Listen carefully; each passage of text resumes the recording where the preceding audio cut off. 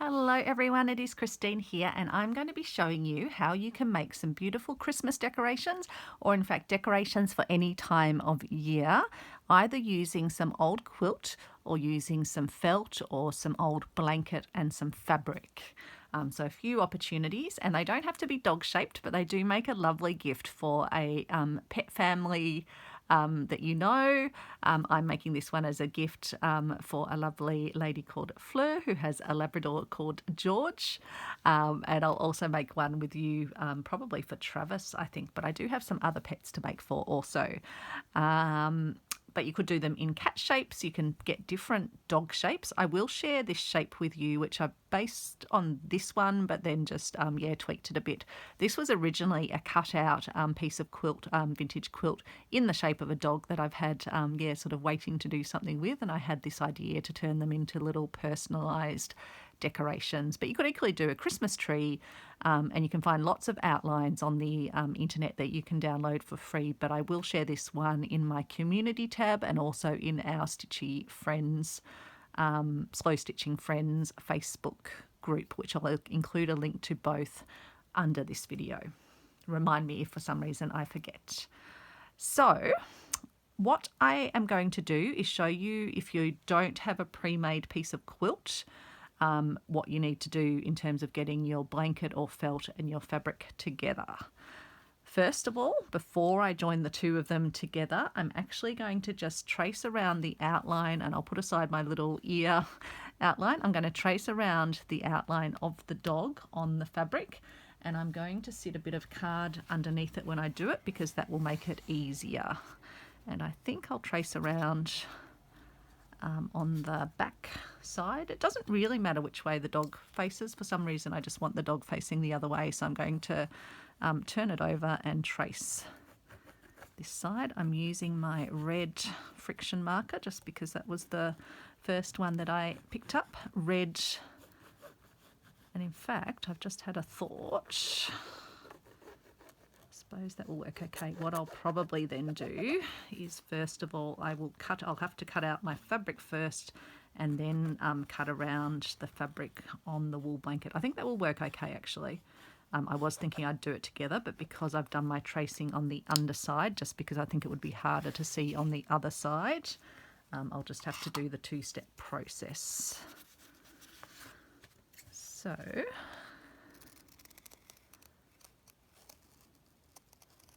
now I'm going to cut around using my nice sharp scissors so that I get a nice clean cut.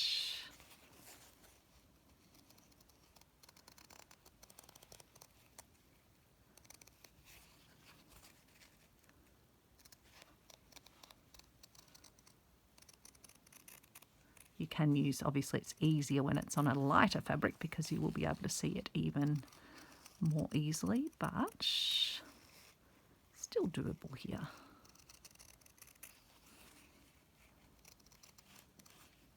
And it doesn't matter if you don't follow your lines exactly to the millimetre.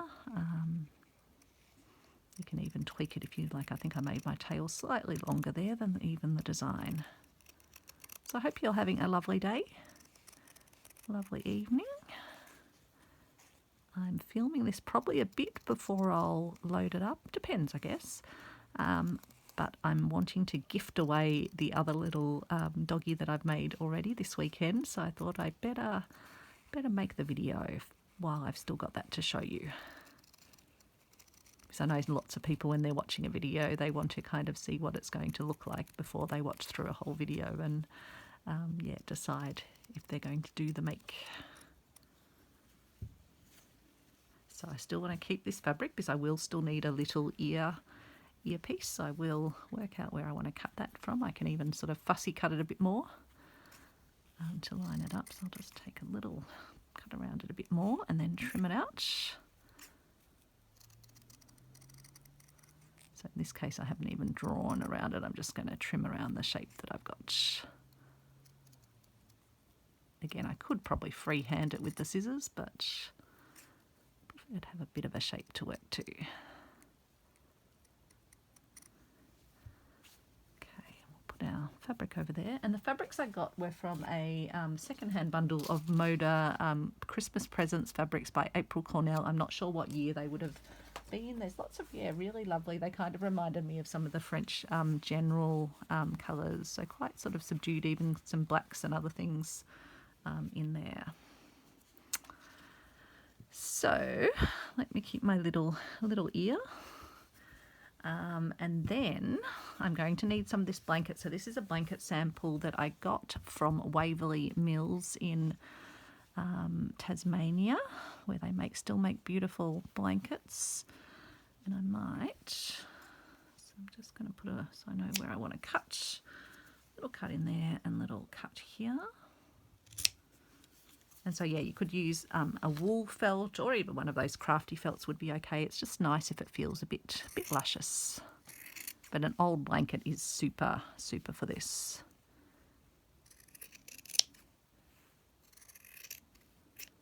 But you could also back it with another piece of fabric as well if that was what you wanted for the look. So what I'm going to do at this point is you could pin this down because we're then going to need to cut around the other one. As I say, if you had been able to draw on the front, if it wasn't such a dark fabric, you could have, yeah, stuck it together or pinned it together first and then cut around it all in one go. But I couldn't do that, so I'm going to use some Yoo-Hoo glue because I hate using pins, and Yoo-Hoo glue just creates a good temporary bond in that you can pull it away quite happily. It also washes out if you're ever wanting to use it on something and then have your adhesive disappear. It is great, and it's acid free, so it's not going to damage it. Now I was thinking if I line this up nicely, then when I come to do the stitching of the name for Travis, it will be well lined up for the line. So there is method in my madness sometimes.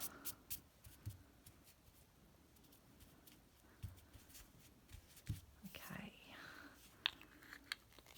And again, I'll save a tiny bit of the the blanket to make the earpiece as well, because I'll give that a bit of backing on it also. So now I'm going to cut around as neatly as I can the outline. So yeah, good fabric scissors are good for this because you do want a clean cut. This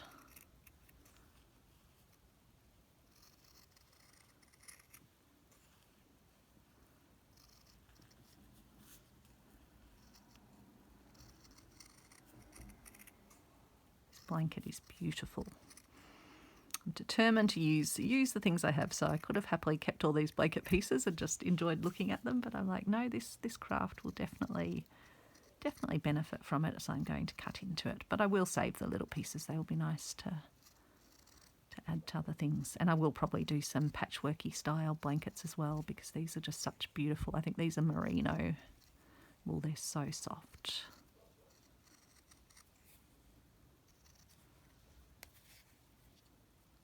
So there will definitely be some larger scale projects as well using the blankets.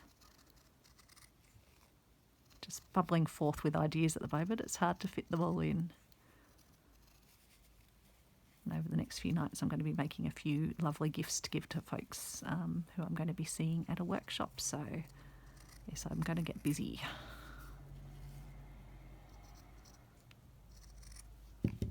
Nothing like a deadline to get you going. Should I leave down the beautiful blanket as our base? Maybe that'll be a nice colour to go with it. And I'll leave George the Labrador over here too.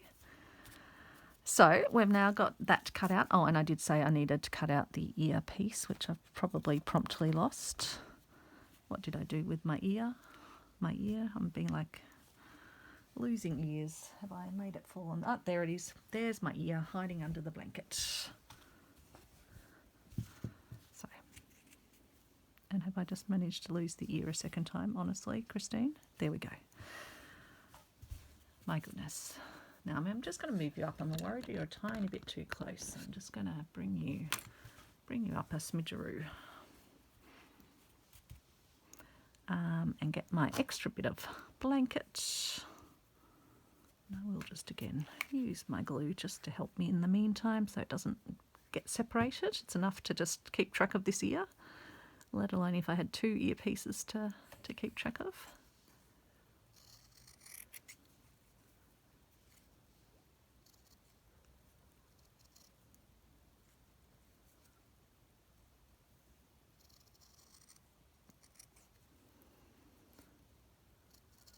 But yeah, you want something that won't sort of fray too much. So fabric that won't fray, and the blanket or felts, yeah, fantastic.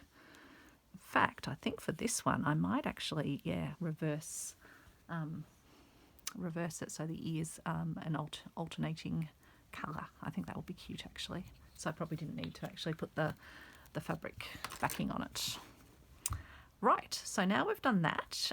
Next up, we will do our blanket stitch around the outside, and then I'll come back and show you how I do the Travis stitching or the name stitching like I've done the George here. So I think I'll use my black embroidery, my black perle crochet sort of cotton around the outside, or I could get a red.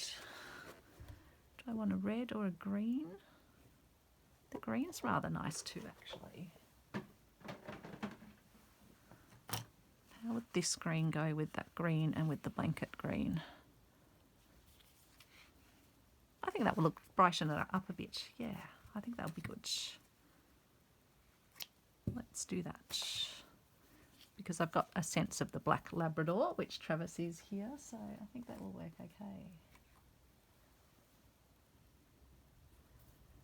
Okay, and so this is a, what is it? It's an old Semco jewel cotton, size 5, but vintage, so I'm not sure if that's even still a colour available brand or anything like that. So just tying a knot in my thread, although actually, no, I think it will be okay. I'll just trim the very end off, and I will start down here, and I'll actually try and sort of hide the end inside. So I'll just leave the tail actually sitting, and I'll push it up inside between my 2 bits of fabric. Now, if you've got the quilt, that might be harder to do. And at this stage, if you've got the quilt, you'd just be cutting a piece out of your quilt, similar to this piece here, and cutting an ear piece out of your quilt as well, unless you wanted to do a contrasting colour piece. So now let's start off. I always struggle a bit when I'm starting my blanket stitch. I've heard lots of people say it's kind of like your mind doesn't think that's, yeah, know exactly where you need to start for your blanket stitch. And of course, knowing me, we get a knot on the first go over. Let's get the scissors out of the way. So with blanket stitch, we're just popping through. You can do it either up or down. I like to do it up so I can see where I'm coming through to. And then you're wrapping your thread around. And I like to go a decent ways in just because it is helping to secure the edges, and in this case helping to secure the 2 pieces together. So you want it to hold decently. You don't want it kind of fraying off if you do have thready bits, which probably is more prominent if you are using a piece of old quilt.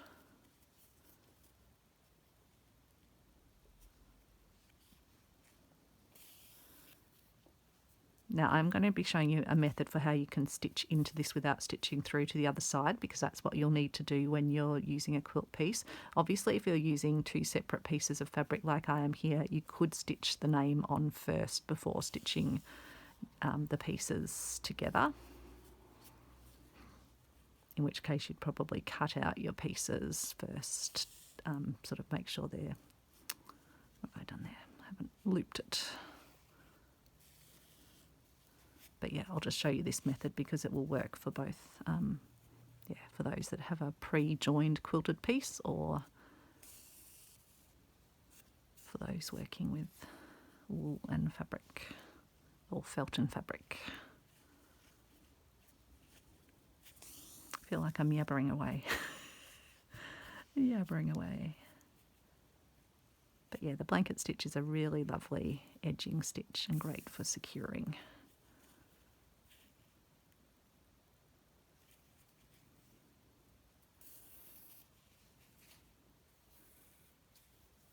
And this will just make it easier when I am doing the writing stitching. It will just be a bit more secure by doing this step first. I'll show you also how I do the little hand crochet collar. It's just a finger crocheting method that I learned from one of my favourite primary school teachers. I was trying to remember her name the other day and I just can't remember it. She always smelt of the most lovely, it was like a soft powdery perfume, not a cloying one. She just had the most lovely smell, and she used to do this amazing thing where she would break an apple. I don't know if it was a trick where she'd kind of pre-cut it or something, but she'd give it a twist and it would open up, and we were all amazed by her. She was the sweetest lady. I'm going to have to try and remember a name, or ask my mum and dad if they remember a name. And she used to sometimes bring in little treats on a Friday. She had the best stickers, little sniff and smell stickers. Isn't it funny, the childhood memories?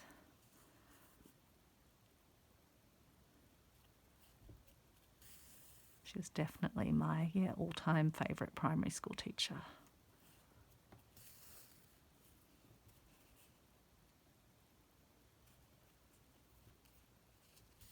I think my favourite high school teacher was Mrs. Miller, who taught classical civilizations, which was a subject I just adored.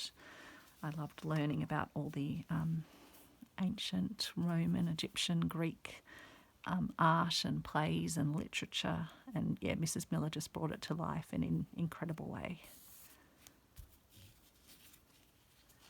You know, when you have those teachers that, for whatever reason, they're just, going the extra mile. But I really do admire all teachers. I definitely couldn't do it. So much work that you do, and just incredibly challenging. So I am in awe, and I thank you. My sister-in-law is a teacher, and she's amazing.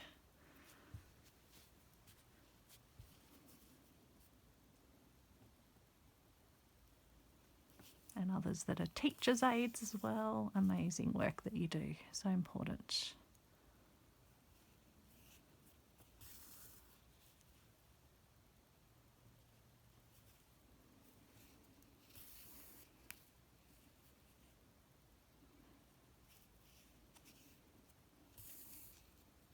I don't know why this keeps trying to catch here. I think it's like it's trying to twist together. I might just give it a little shake.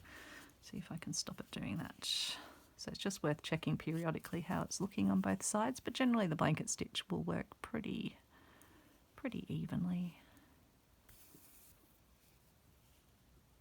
And again, don't get too fussed about being absolutely perfect with it. It's again just one of those stitches where the sort of massing of stitches, it all comes together. Even if some are slightly further or closer together, it will work in the end. Trust in the process.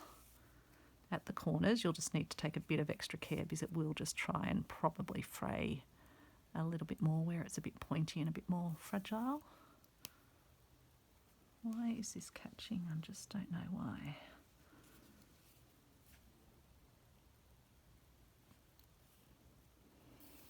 So when I'm filming this, I'm off to the Fleur Woods workshop tomorrow for 3 days, which will be wonderful. It's not a residential workshop in that I'll be coming home each night, which is good, because otherwise I'd miss Travis and Alex too much.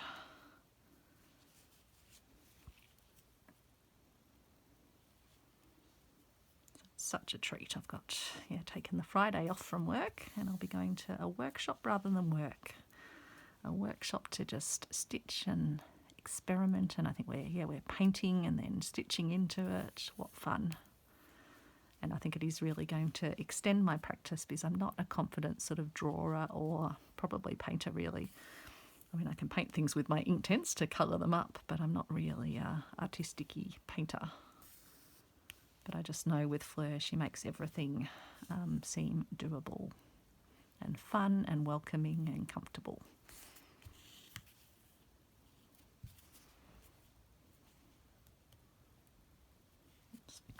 that taily bit, but I think it's fine. I can just trim off the fabric at the end if it's slightly frayy.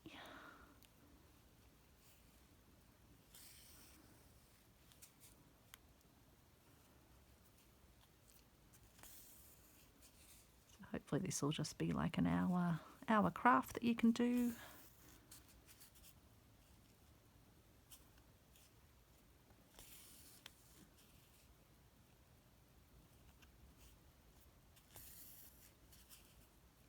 And I think it kind of works even though they were all just slightly different tones of green.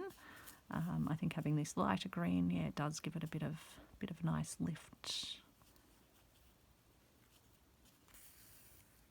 because it is a bit of a darker piece. Whereas the my other one was quite bright and oops, got it caught with thread. It was quite bright and light. Still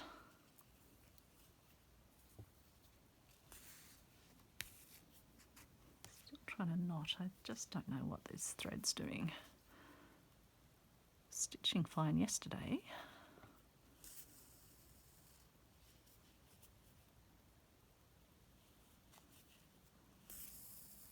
See, now it's going fine now that I've mentioned it. It's gone up. Yep, I'm going to flow through the fabric beautifully.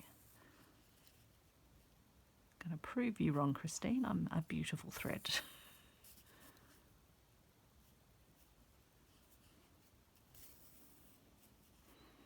There's a word for it, isn't it, when we apply sort of emotions and intents to inanimate objects. Can't remember what it is.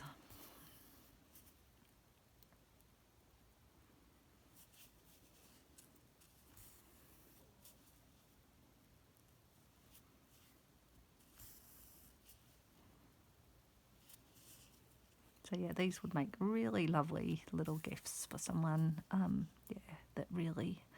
that loves their fur family and wants to have a special little Christmas decoration or other decoration in honour.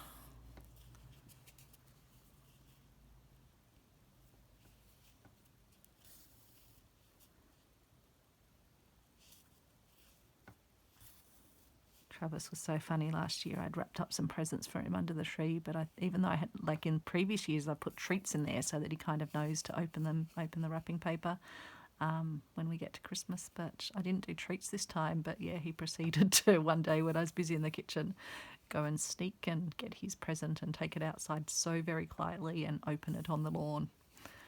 But I think he knew he'd been a bit naughty in taking it because he was just sitting there with it in front of him, wasn't playing with it or anything. But he's a very bright boy. He actually reminded us tonight, we sat down on the couch after dinner, and I'd actually before dinner said, oh yeah, after dinner we've got to put his eardrops in because he tends to, he's got the floppy ears, so he gets sometimes like a yeasty infection, so the vet gave us some eardrops. And I'd said that, and then we were both sitting on the couch, and he came over to me, kind of was looking at me in the intent way that he does, and then he walked over to the bench, put his nose pointed up to where the drops were, and looked back at me. He's pretty amazing. Even though he doesn't like having the drops in, I think he just knew that he needed them, and probably his ears are a bit itchy with it. He's a bright boy. He's definitely got us figured out how to pull those heartstrings, how to get more snacks. Oops, just unthreaded my needle. I'm hoping I can get all the way around without having to rethread.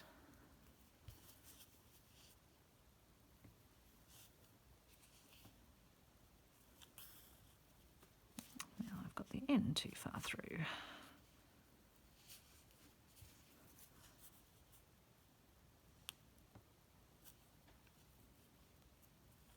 So you just want to keep the needle coming through relatively straight when you're doing this, just so it is about the same on either side.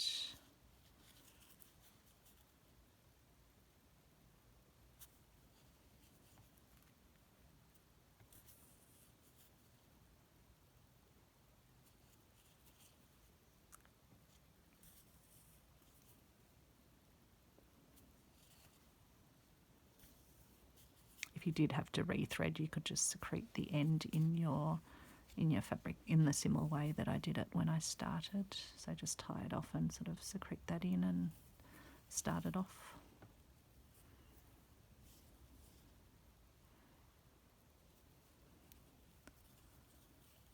It'll be a bit of a push to get round, but we'll do it. Just don't want to keep unthreading my needle.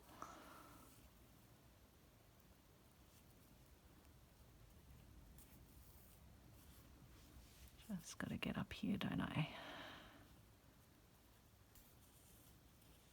Oops.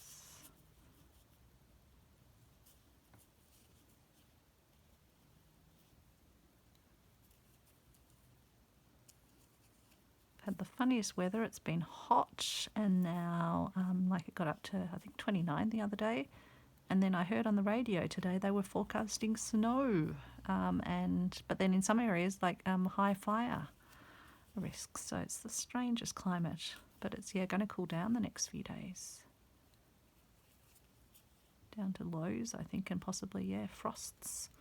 Oops, just unthreaded my needle on the final stitch, as is always the way with me.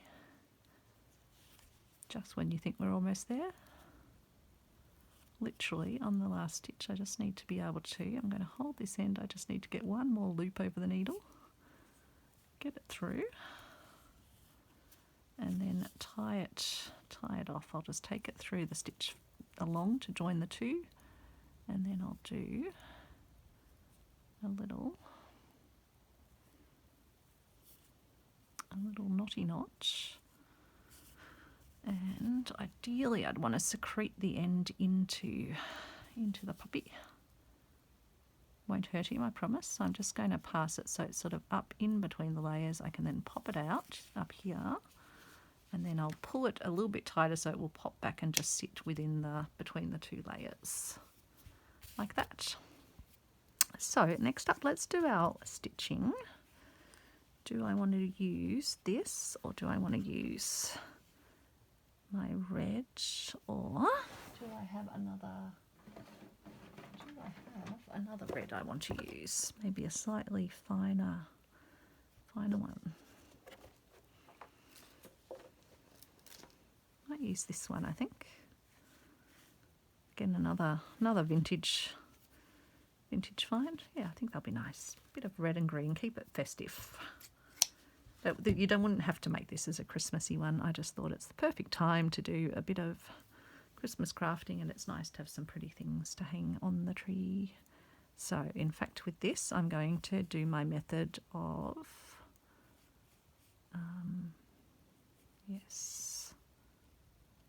so I will want to draw myself a bit of an outline to stitch, because I'm not good at doing totally freehand stitching.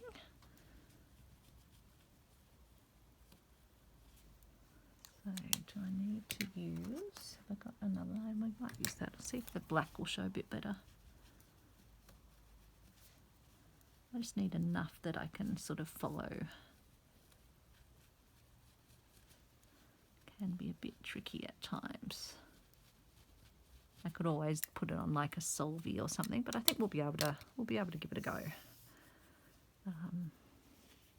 So I'm going to pop through, bring my thread in from the side and pop out where I want to start my T. So I'm just going to secrete the end inside, and then I'll do myself a little back stitch to start, which should just hold it, and then I can come over and I'm going to just so I'm doing it so that I don't get any stitches onto the front. I'm literally just passing my needle with my finger holding on the other side, so I only get stitches on this side, and I'm maneuvering it so that I'm going to do the other top bit of the T, and then I'll maneuver down to do my bottom bit of the T. So I'm kind of just doing, it's hard to describe, so it's really something to kind of show, and I need to get rid of that little bit of white. Now I'm going to do the long bit of the T, so I'm going to bring my needle back up here, and then I'm going to pass it over to where I want to start my R. makes sense. But if you do struggle with this, you can definitely, if you're using the 2 pieces, a piece of felt or blanket, you can do the stitching of the letters first, and then come back and then put them together and do the stitch your 2 pieces together. So then here I'm going to do my top bit of my R.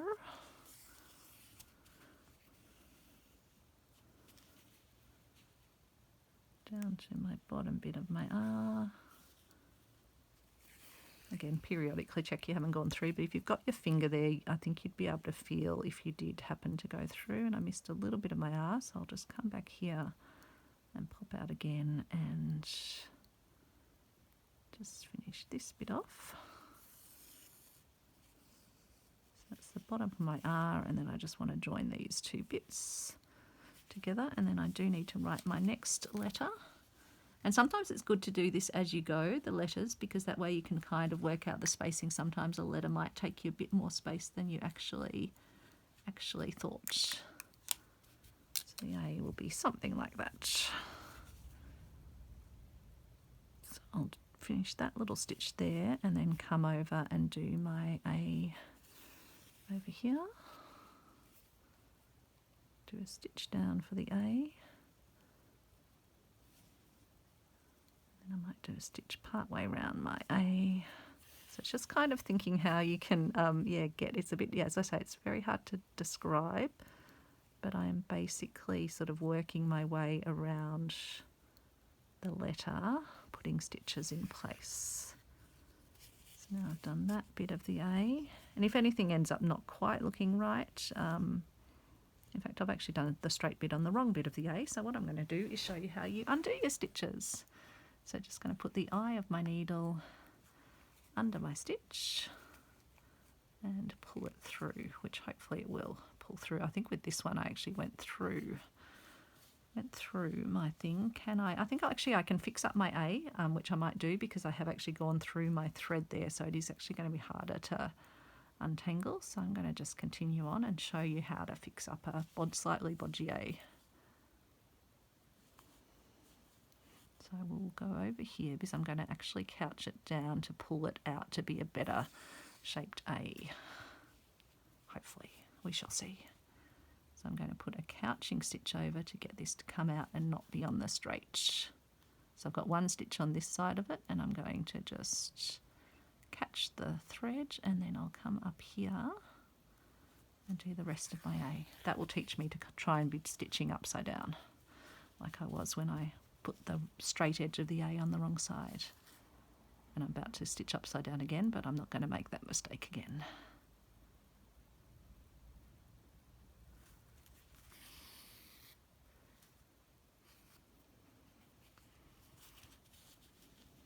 So as you can see, that couching stitch has just pulled it out nicely, so it's not looking so bodgy anymore. Come around here, and then I'll need to do my straight bit.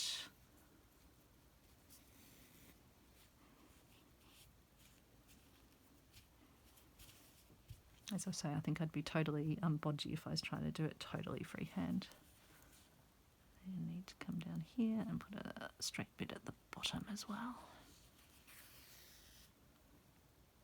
Keep leaving far too long of a tail. Just pull it out a bit. And now I'll need to do my V. Just to make sure I fit everything in. I think we're going to be fine, aren't we? Yes.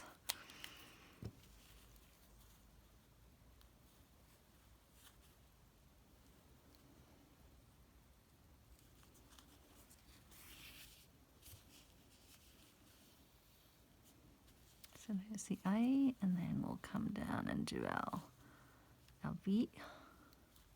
So always just keeping my finger under the front, and that way you can feel if the needle's trying to go through where you don't want it to go.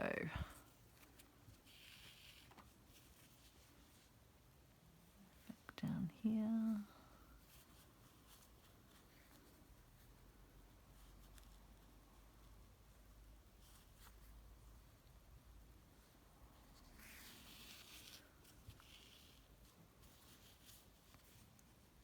don't know if I should have done my V coming down a bit more. Might just redo the V. This time I haven't gone through the stitches, so I should be able to pull through. Yes, just want to make my V a tiny bit deeper, I think. So yeah, try not to go through your stitches like I did on that other one, because it does make it a bit harder to undo a stitch. It almost acts like a back stitch, like that securing stitch that I did first up.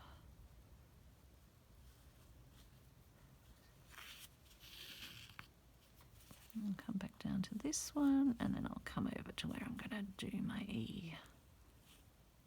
Just thinking how I want to do my E. There's a way where you can do just a little detached daisy stitch that works quite well. Still feel that my V needs a bit more V in it. I feel like it just needs to be a bit deeper. Try one more time. I might just bring this one down further and see if that works.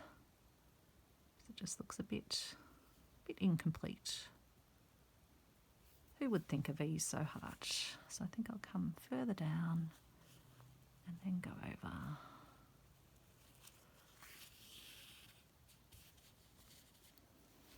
Okay, and then my E.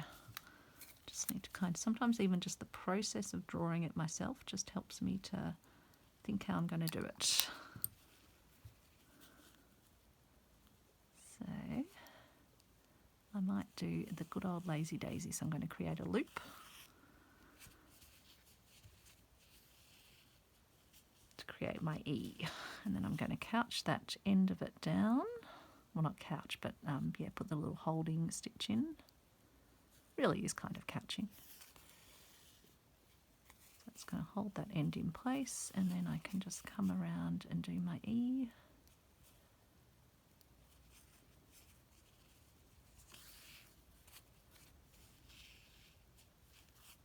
I think this is how Rachel from Roxy Creations likes to do her E's. I've seen her doing it this way too.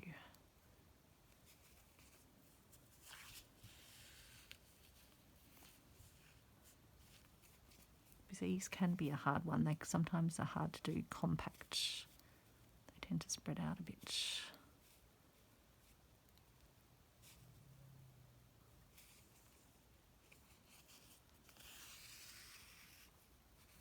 Keep catching on the leg of the poor dog.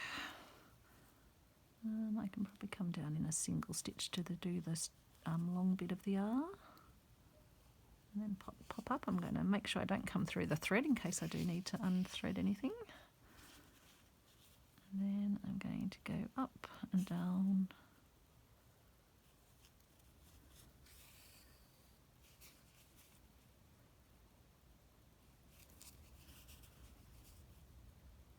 Now I need to come over to where I'm going to do my S, which will be over here. Again, just the process of kind of drawing it helps me even if I can't see the outline of it super well.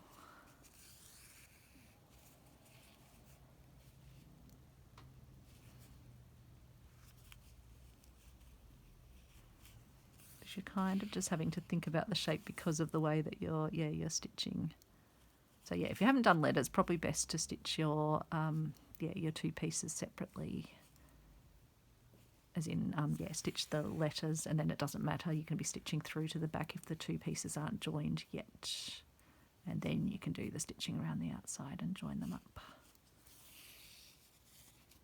I kind of like the challenge of this, so. And when I was using the quilt piece, it was the only option. Otherwise, yeah, I would have had to take it apart, which kind of defeats the purpose.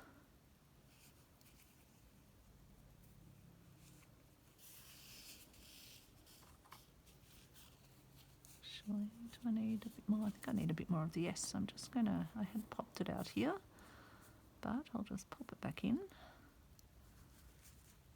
and finish off the S.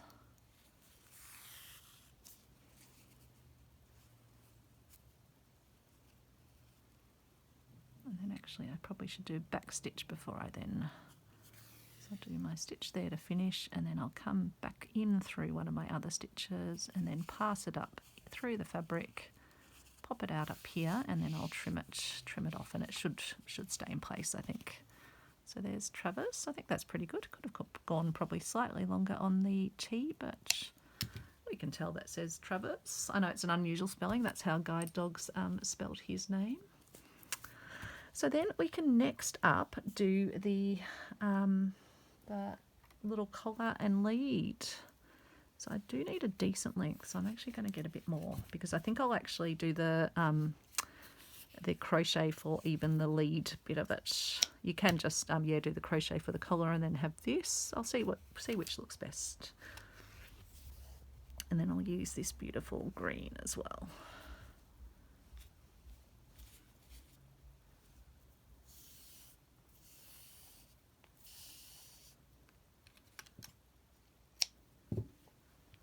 Right, so this is the hand crocheting method, just using fingers.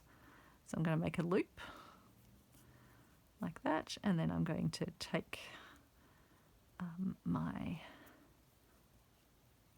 thread through, and I'm just going to keep doing that all the way up, and just tightening it off as I go, because it does get gradually, oops, what have I done there? Done something wrong there. Hang on, I'll just go back to the start, because I just bodged that up on the third go. So you get to see the starting off again. Let's get them to go straight to start, that might help.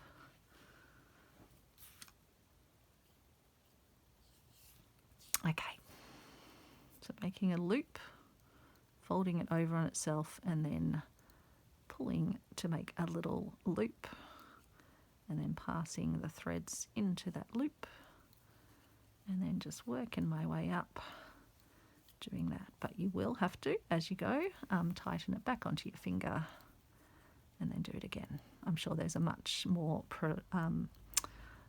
better way to do this, but this was just how I was taught to do little finger crocheting, and it works for just little small format things that you want to do, and you don't need any special tools.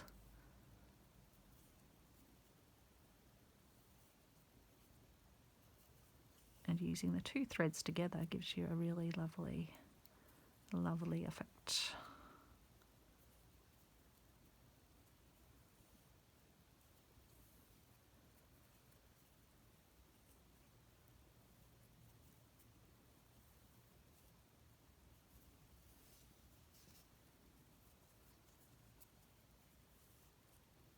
So let me know what you're stitching at the moment, or let me know what you're going to make for Christmas if you're doing some Christmas crafting. I've got so much lovely fabrics and things, so I really do need to get a wriggle on so I can use them and have them ready for Christmas. I think I'm going to put up my Christmas tree in November this year. It seems such a shame when it's, just up for December. It doesn't seem long enough. It's a lovely time of year. I like it. Not for presents or anything, because we really don't do. Like Alex and I, we generally have what we need. So I think we were both joking. We actually got we had to replace our dishwasher. It just stopped working altogether. Just wouldn't power up. It lost its vital signs. So we got a new dishwasher. So I was joking to Alex, that's our Christmas present to each other. But it's not like I really need for anything. If I want for anything, it tends to be little stitchy things, little vintage things, and I just pick them up as I see them. Was it last year or the year before I got myself some Inktense blocks, and I put those under the Christmas tree and waited for, in fact they came quite a bit before Christmas, so it's very good, put them aside and didn't use them until after Christmas.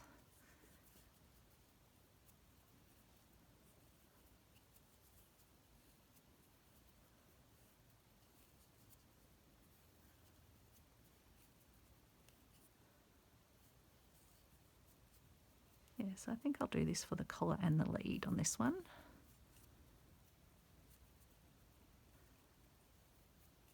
If we have enough yarn.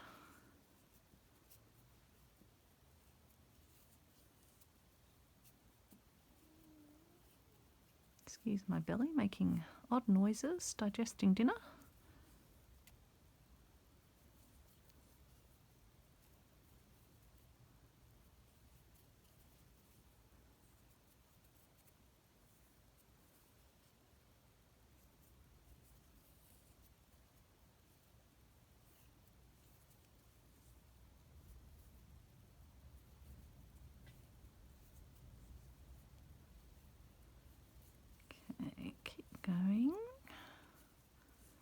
Sorry if this is a bit boring, but hopefully you're stitching away or crafting away or relaxing away and you're happily just in the moment.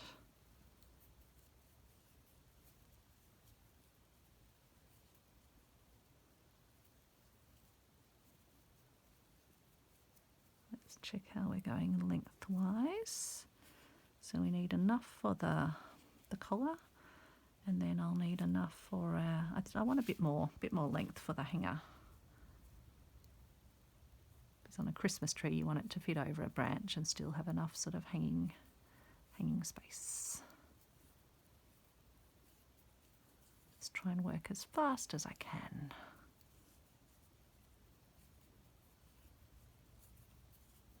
So yeah, these would be great cut out as like a Christmas tree shape, a bell shape, a heart shape, a cat shape, a rabbit shape. And yeah, just have a look online because you can put in like free outline of whatever shape you want and find them. I think I'll have to make a little dash hound sort of one as well. Alex's parents had dash hounds when he was growing up. That was their family pet, so it might be nice to make one of them. And I need to make one Dante shaped, which is Alex's brother and sister-in-law's dog. And have to make one for my parents, Lucy shaped.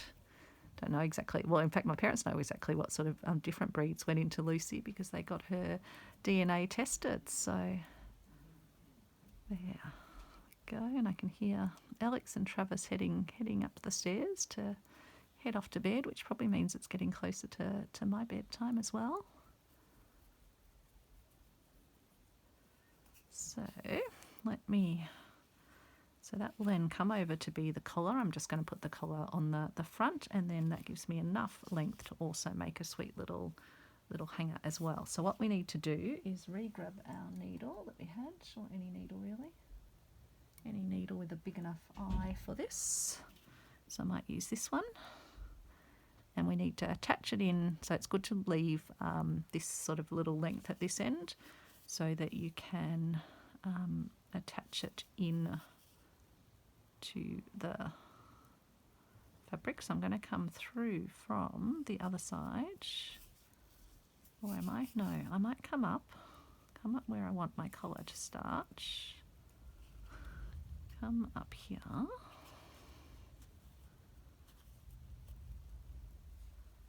And I really just need to do a little stitch in, and I'll even come into the fabric a little bit. And then I'll just come back through and put a little knot in place.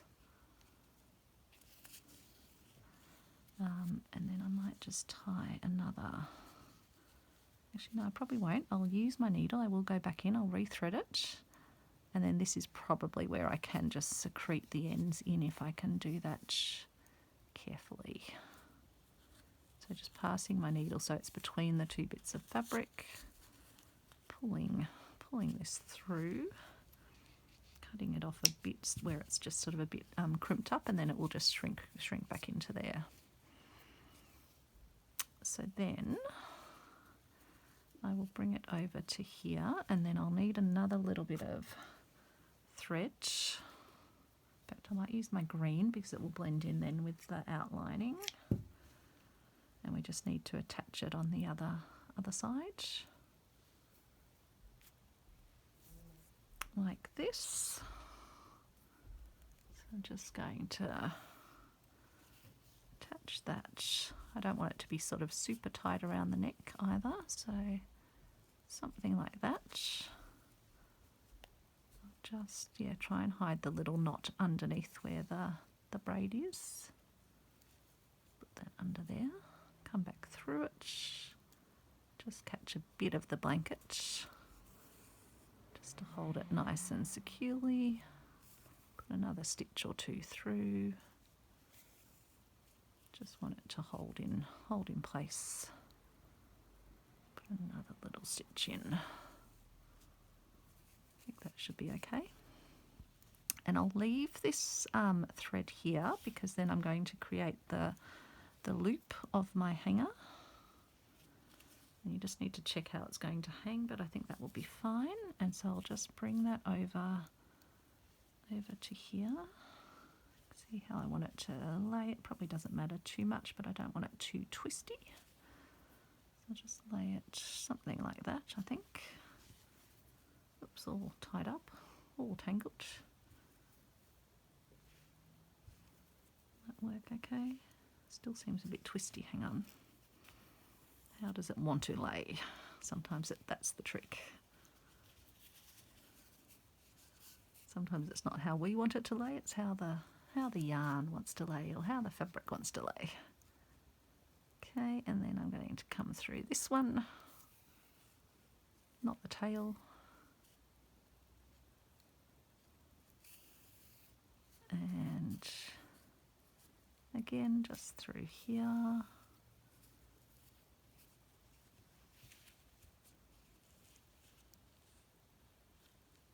Again, I might just put a few little extra securing stitches in. So you're really just not wanting to not unthread your needle, but just get your little tie to sit nicely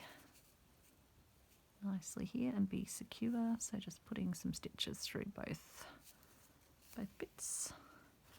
And then, because I've also got these other tail bits, I think I'll tie them into a notch, a knottedy notch there. And a little bobble doesn't really matter because you kind of have a little bobble at the collar, I think.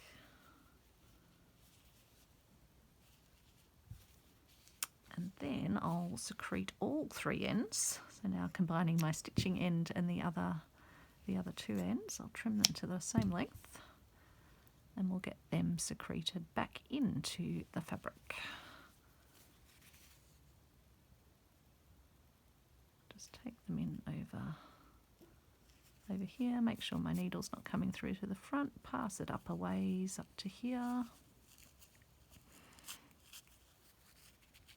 Make sure all three ends have come out and then pull it a bit tighter and they will spring back into the fabric.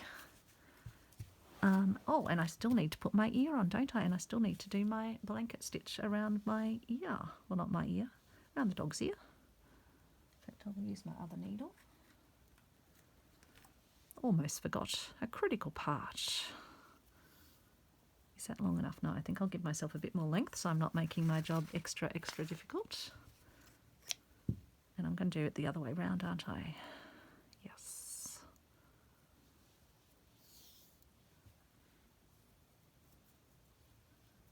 I don't even need to keep this piece of fabric on it because that's not going to be showing. And that shows how easily the Yoo-hoo glue actually pulls off as well. Probably didn't even quite need to do a blanket stitch on this, but I will. Oops, let's go this way.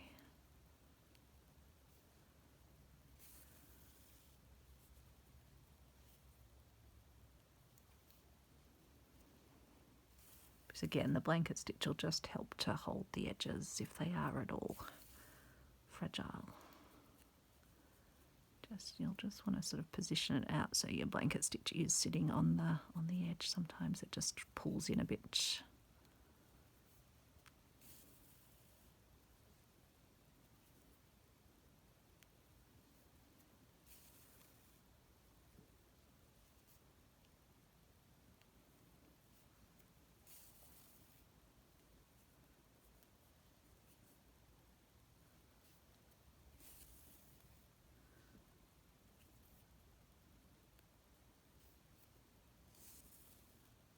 Okay, and up to the top here.